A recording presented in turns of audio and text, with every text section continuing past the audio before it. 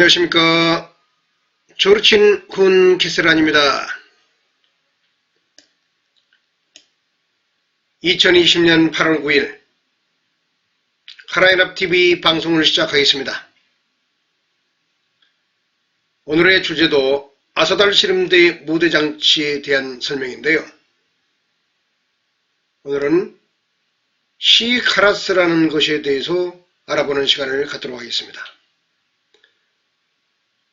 지금까지의 무대장치 설명 중에 가장 중요한 하이라이트, 아사달 씨름대회의 이념적 좌표를 상징하는 그런 구조물이 되겠습니다.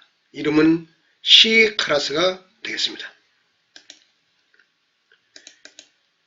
이전에 많이 보여둔 무대 구상도에서는 바로 하늘천장, 체육관 천장에 씨름장 천장에 배치할 여기 시가 써있는 이 구조물이 시카라스가 되겠습니다. 원래는 시까마귀였는데요. 까마귀에 대한 어원 분석을 제가 역사적으로 궁리해본 결과 까마귀는 카라스에 마귀가 붙어서 합성된 말로 카라스 마귀가 단순화된 게 시까마귀다. 이렇게 결론 내리고 마귀라는 안 좋은 느낌이 드는 그 부분을 빼고 본래적인 이름인 카라스로 하기로 했습니다. 그래서 시까마귀를 시카라스로 공식화했다는 얘기를 예전 유튜브에서 방송한 바 있습니다. 다시 한번 강조하지만 아사달 씨름대회는 고구려 고분백화후 씨름대회에서 모티브를 얻고 이 씨름은 일본 스모와 같은 양식이며 한국인들은 지금 이 씨름하고는 관계없는 것처럼 보이지만 고려시대까지는 이런 씨름도 같이 병행해서 하고 살았다. 그 대표적인 사람이 이의민이었고 이의민이 수박키에 능했다라는 고려사의 기록이 있습니다. 고구려 씨름은 일본 수모다. 일본 수모는 고구려 씨름 자체이다. 이것을 한국인들이 정서적으로 적극 인정하고 받아들이는 것을 전제로 아사달 씨름대의 모든 내용이 성립하게 된다는 것을 강조하고 싶습니다. 오늘의 얘기는 그 시카라스 얘기의 이념, 즉 시카라스 이념에 대한 얘기를 많이 하게 될 텐데요.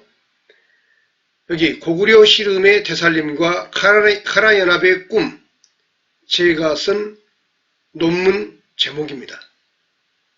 그 논문 제목에서 내용을 발췌하여 어떤 철학적인 아사달 씨름대의 이념적 좌표가 될 어떤 철학적 논리를 정리해 놓은 부분을 오늘 소개하는 시간을 갖도록 하겠습니다. 일본 현재 스모의 격돌하는 장면과 고구려 고분백화의 씨름이 모습이 정확히 같은 모양과 양식을 띠고 있다는 것을 한눈에 볼 수 있습니다.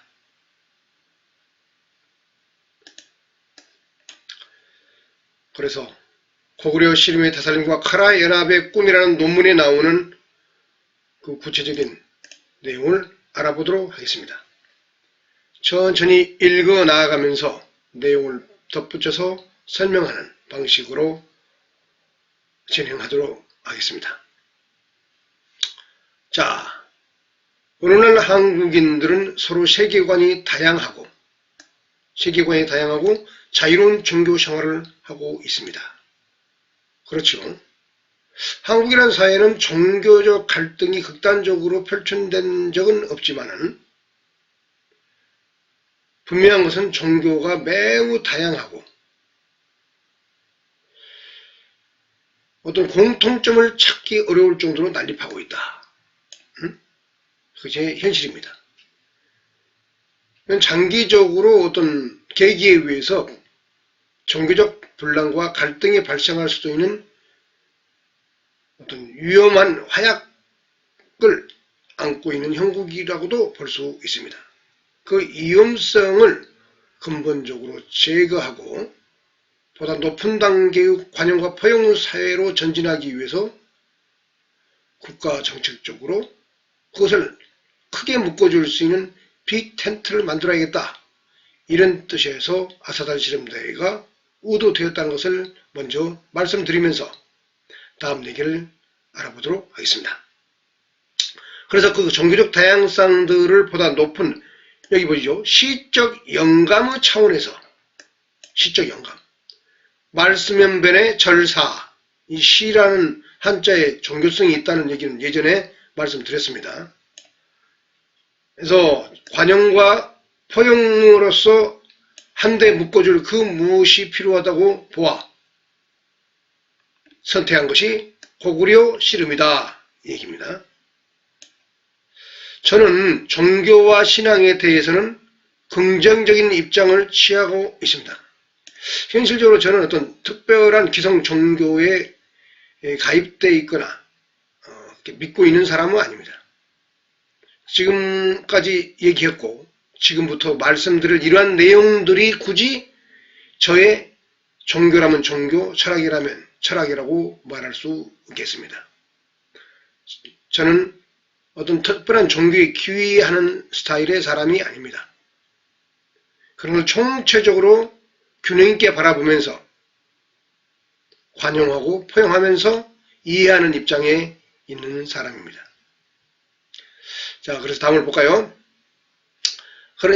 그렇지만은 기존 기성 종교에 대해서 그렇게 극단적인 배타성을 띠거나 공격성을 띠는 사람이 아니라는 것을 먼저 강조하고 싶습니다.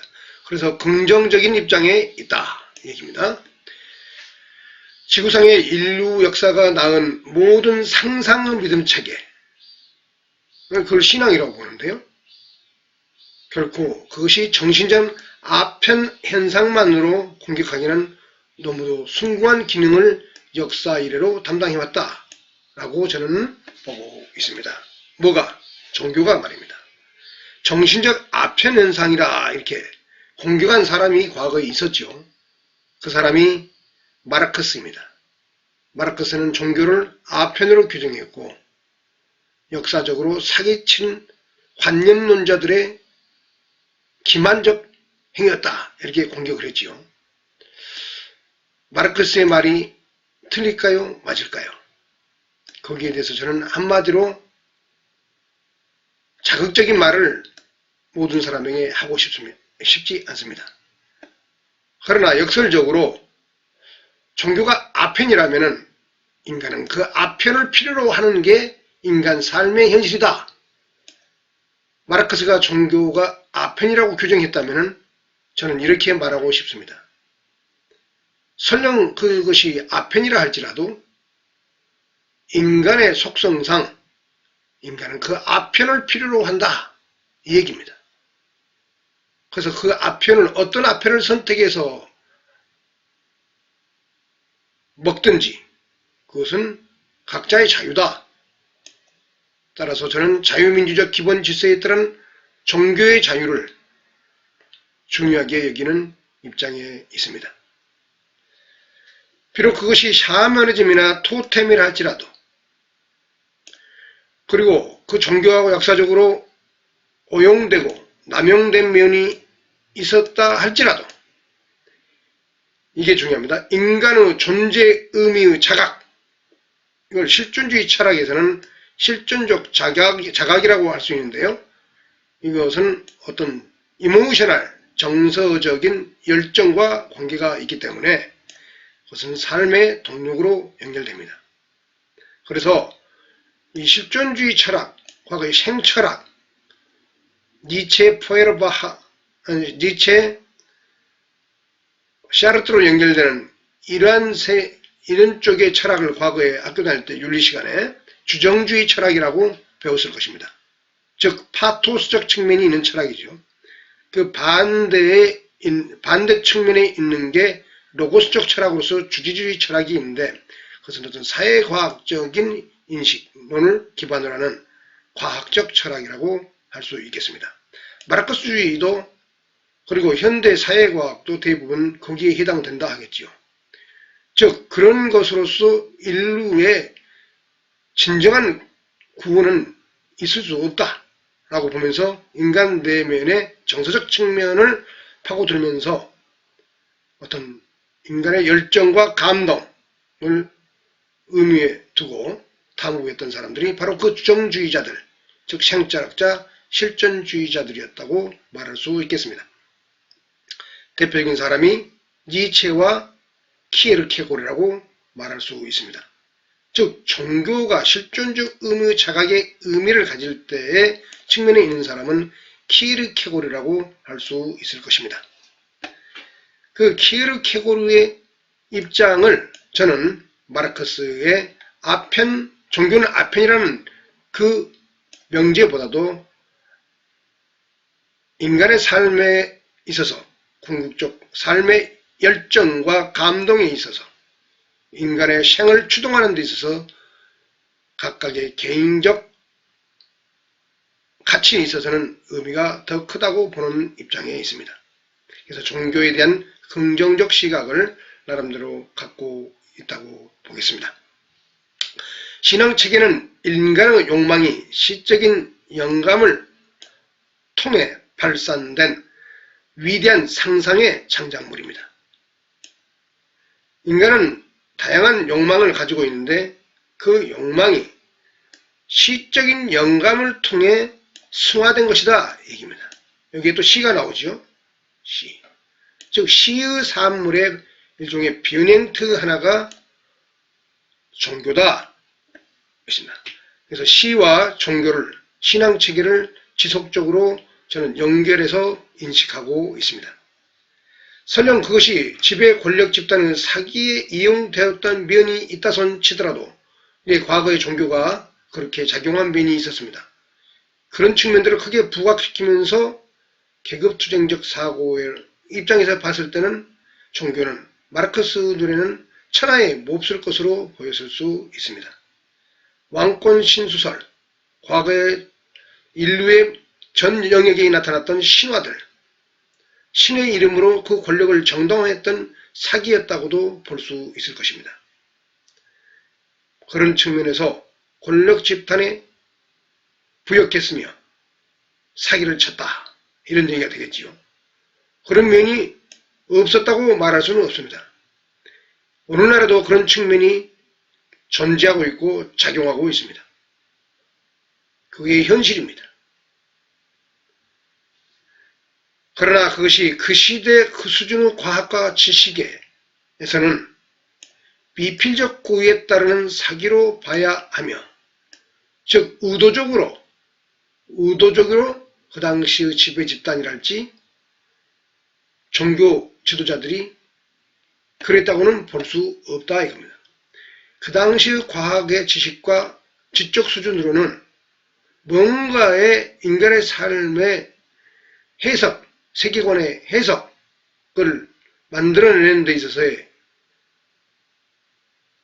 생의 동력을 삼을 만한, 즉 지푸라기라도 잡고 싶은 심정으로 허상에 가까운 뭔가의 관념체계를 필요로 했기 때문에 그런 것을 만들어냈으며 그 당시에 그들은 그것을 지배도구 수단으로 썼던 것입니다.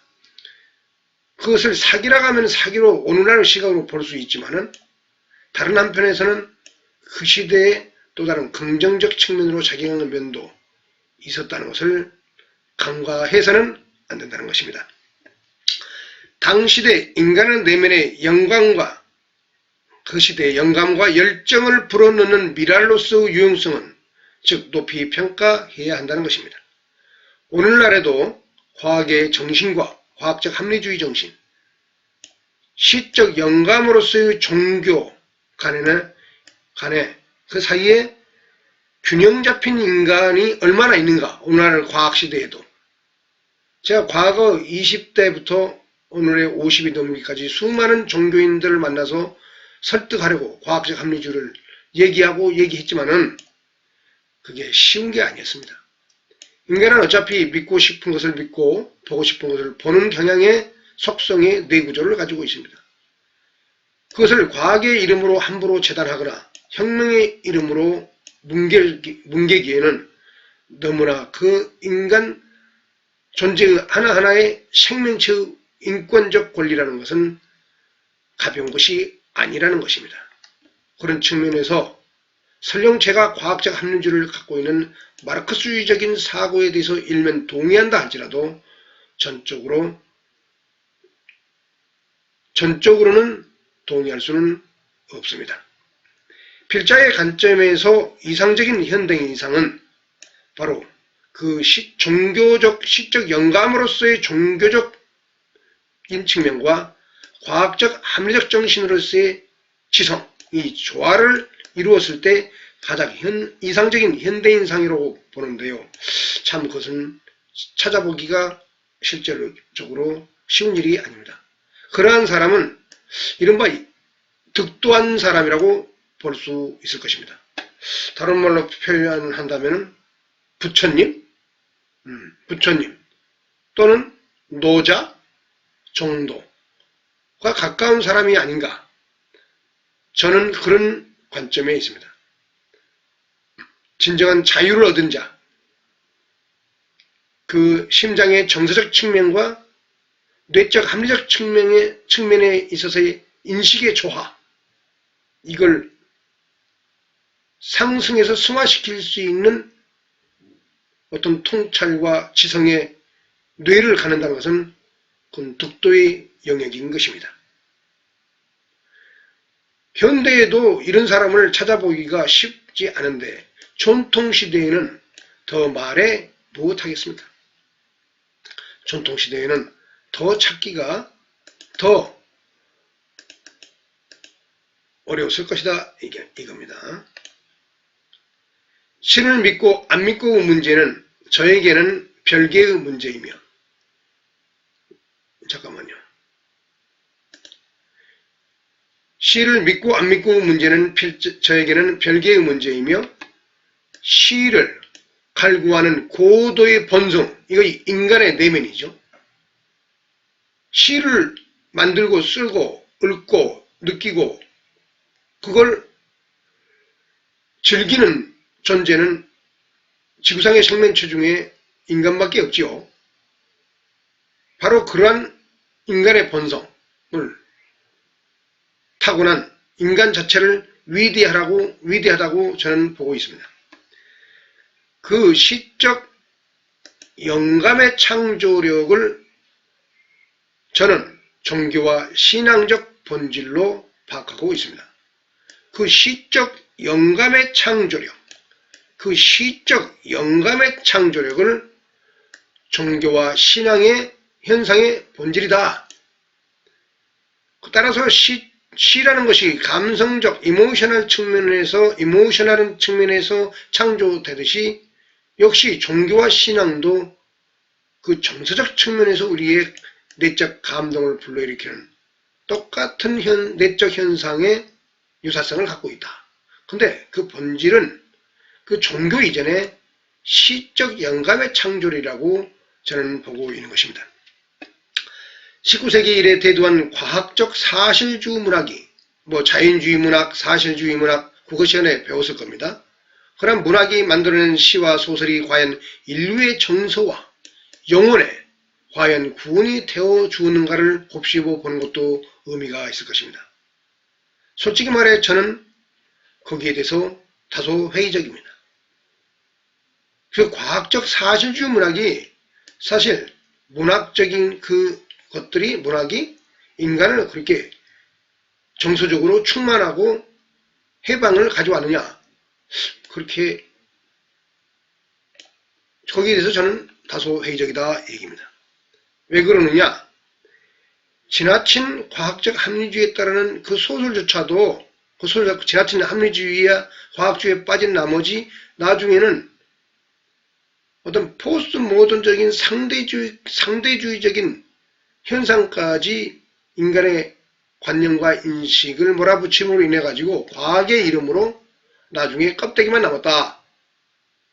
감동도 없고 난해하고 어렵고 이해하기가 어려워.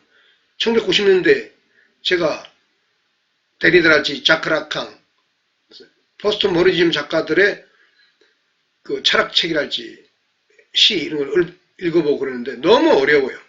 물론 제가 지력이 못 따라가서 그럴 수도 있겠지만은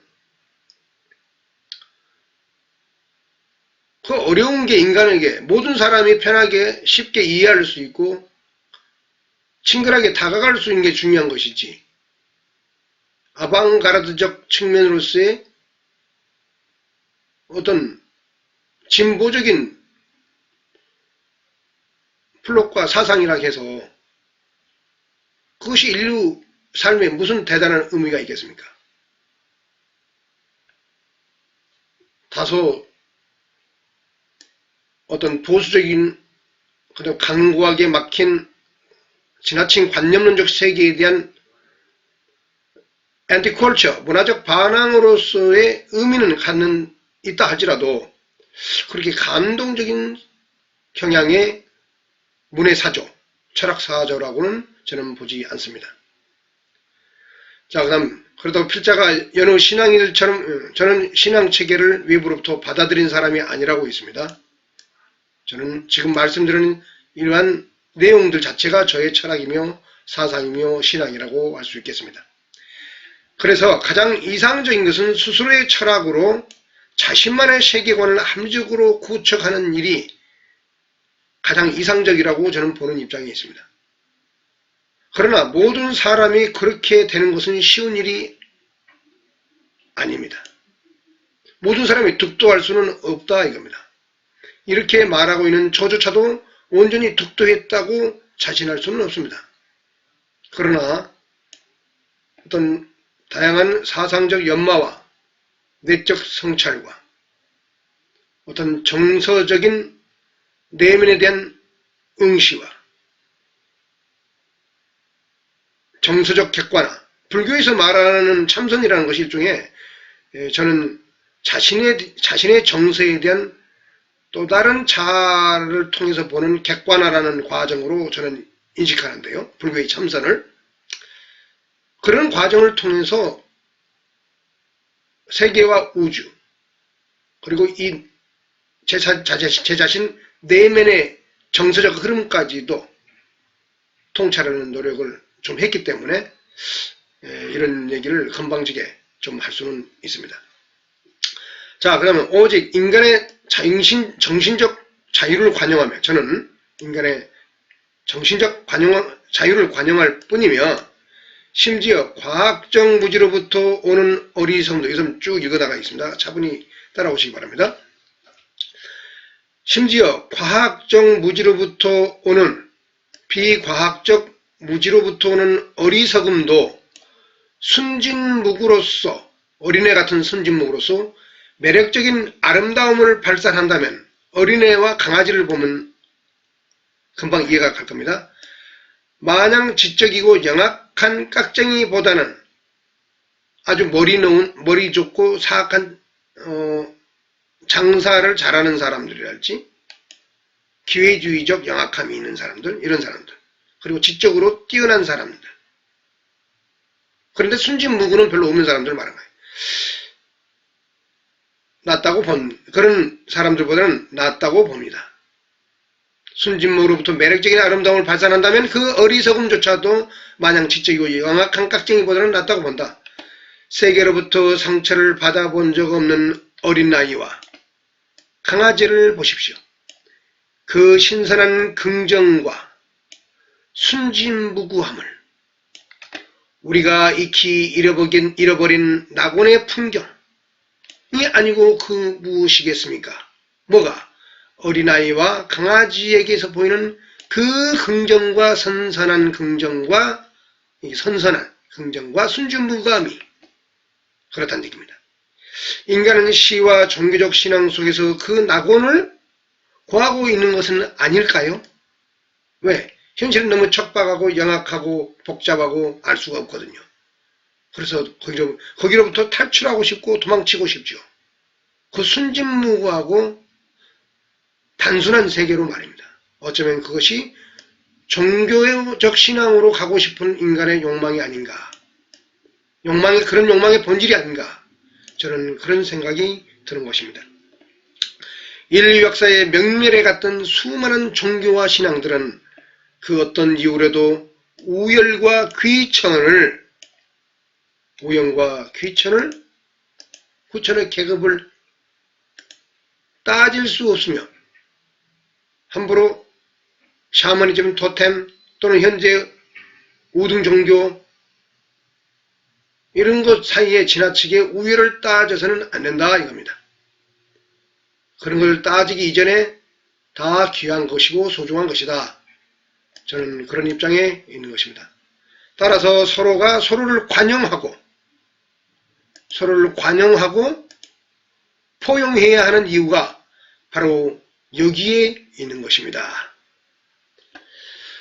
무신론자조차도 과학적 합리주의자이죠. 무신론자들이 대부분. 그리고 상대주의적이며 회의론자들이 많죠. 이 사람들조차도 시를 쓰고 또 시가 나왔습니다.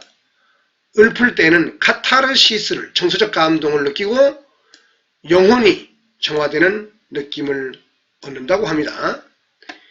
이것은 시와 신앙이 그 본질과 기능에 있어서 동일하다는 근거가 아니겠습니까? 고구려 씨름의 부활의 장이 되는 이 아사달 씨름대회는 지금 하고자 하는 아사달 씨름대회는 바로 그런 정신의 기초에서 태어난 것입니다. 어떤 정신? 관용과 포용의 장을 씨름대회란 이름으로 관용과 포용의 장을 씨름대회란 이름으로 만들어내겠다.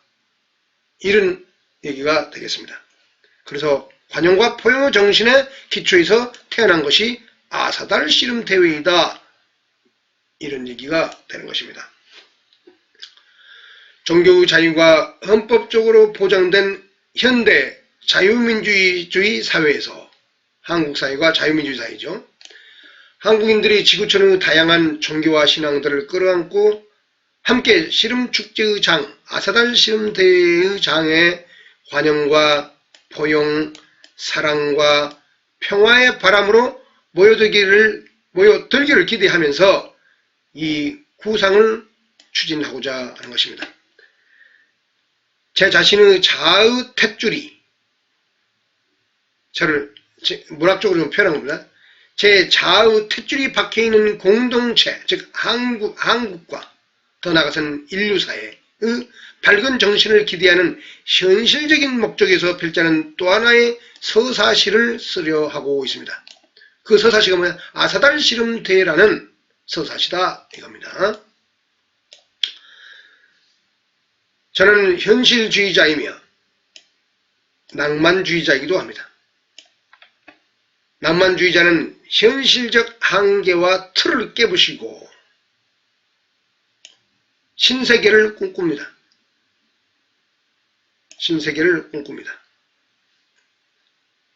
이게 중요한 말입니다. 낭만주의자의 속성이죠. 현실적 한계와 틀은 어떤 경직되어 있고 고정되어 있죠. 그걸 깨고 미래지향적 신세계를 꿈꾼다 이거죠. 저는 아사달 씨름대회와 카라연합이라는 꿈은 바로 그 신세계적인 측면을 열어제끼기 위한 고도의 사회문화 정치적인 의도를 담고 있는 것입니다.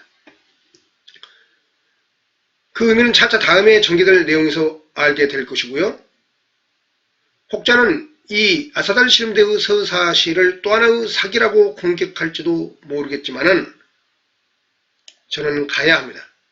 그것이 제 존재의 근원이요 가장 현실적이고 바람직한 책략이 되기 때문입니다.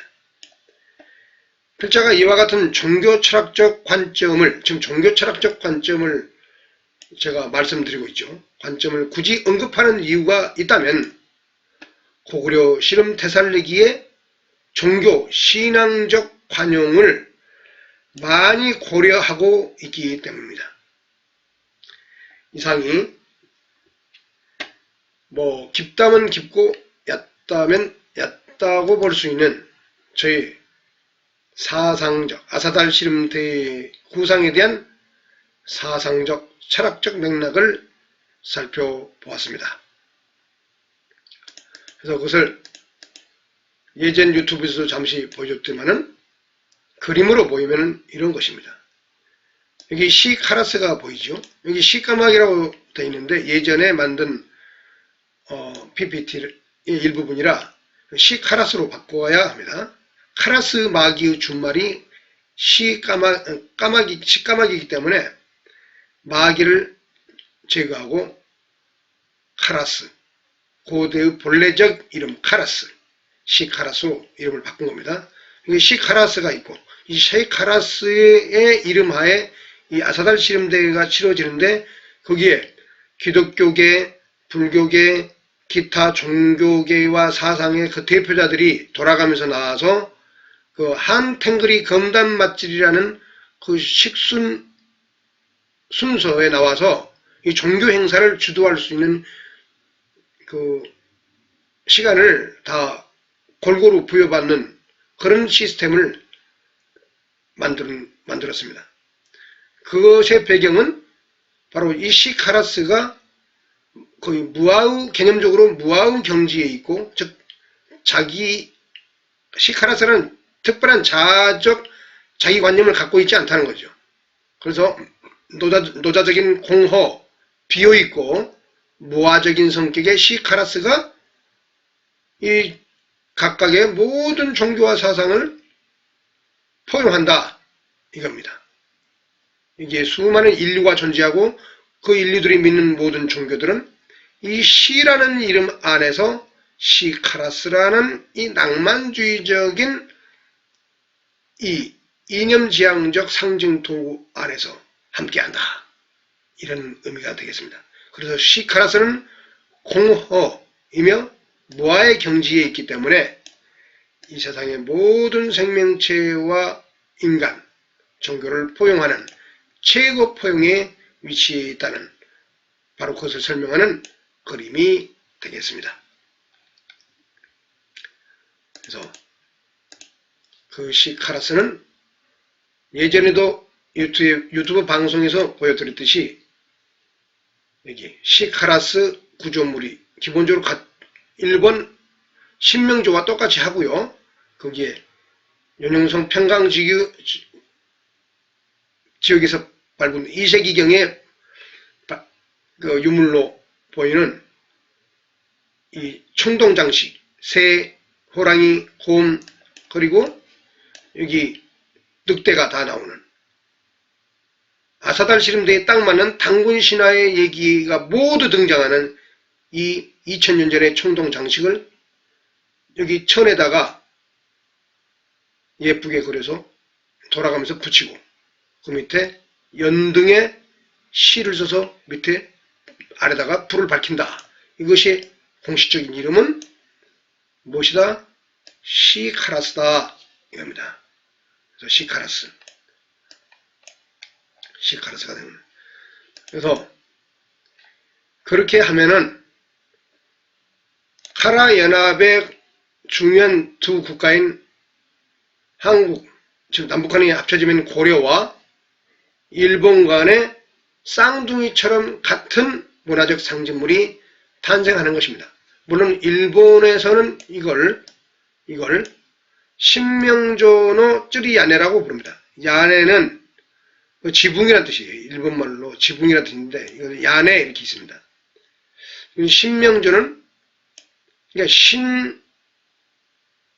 신이 거주하는 집 같은 그런 느낌을 주는데 그 정도 선에서 저는 알고 있고 일본 사람들이 하는 것은 그들이 하는 대로 그냥 인정할 뿐이지 굳이 따지거나 밝히고 싶지 않습니다. 어떻게 되든 간에 이것과 유사한 것의 한국적 모티브를 갖고 있는 것이 바로 방금 전에 말씀드렸던 이 시카라스다. 그렇게 하면은 어떻게 되느냐? 카라연합 구조 모형도, 미래 카라연합이라는 것이 구조 모형도에서 최고의 마지막 점에는 이 카라연합 헌법이 만들어지겠죠. 헌법이라는 것은 국가 조직법이기 때문에 그 길을 나아가는 데서 가장 정신적 기초로서 여기 보면은 일본은 신명조, 방금 전에 보여드렸던 그림, 고려에는, 즉 남북한 통일된 고려에는 시카라스가 있으며 각각의 그 이념하에 여기는 일본에서는 현재 하고 있는 오스무 다이카이, 한국은 아사달 씨름 대회를 치르면서 서로 교류하면서 장기적으로 카라연합 헌법을 향해서 이러한 것들, 이 경제적인 것, 그 다음에 인문적인 것, 그 다음에 법적인 것들을 구조물을 갖춰가면서 카라연합 헌법을 만들어가면서 카라연합에 꼬링한다. 이런 얘기입니다. 이것이 바로 아사달 씨름대회와 카라연합의 꿈이라는 이 카라연합 TV의 근본적인 지향점이라는 것을 다시 한번 강조하고 싶습니다.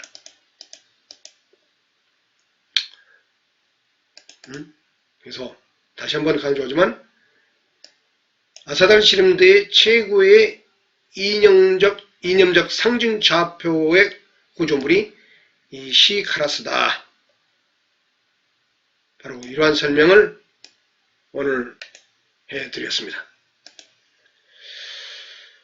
좀 딱딱하고 재미없을 수 있는 주제지만은 사실은 가장 중요한 대들보 같은 그런 유튜브의 내용이었다고 저는 생각합니다. 이상으로 아사달 씨름대의 최고의 상징 구조물 시카라스에 대한 모든 설명을 마치겠습니다. 지금까지 저는 조르친 훈 게스레안이었습니다. 감사합니다.